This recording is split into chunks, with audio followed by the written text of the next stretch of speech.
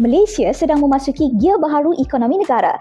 Di saat dunia tidak menentu, Malaysia kekal teguh hasil dasar fiskal menyeluruh dan reformasi kerajaan madani. Menurut Menteri Keuangan II, merangkap Menteri Ekonomi Datuk Seri Amir Hamzah Azizat, inovasi kini menjadi enjin wajib ekonomi masa depan. Malaysia mesti bergerak pantas ke arah teknologi, automasi dan penyelidikan bernilai tinggi. Plan AI Nasional 2026-2030, peningkatan R&D dan ekosistem pengkomersialan yang kukuh semuanya bersedia menarik pelaburan strategik dan pekerjaan berkemahiran tinggi. Dalam sektor elektrik dan elektronik, Malaysia sedang naik kelas pembungkusan canggih, reka bentuk chip, pembuatan berketepatan tinggi. Pelaburan besar sejak 2024 hingga pertengahan 2025 membuktikan keyakinan pelabur semakin mengukuh. KDNK negara pula diunjur sekitar 5.2% dipacu pembinaan, perlombongan dan juga penggunaan domestik. Ekspor Malaysia kekal pelbagai, tidak bergantung pada mana-mana kuasa global. Belanjawan 2026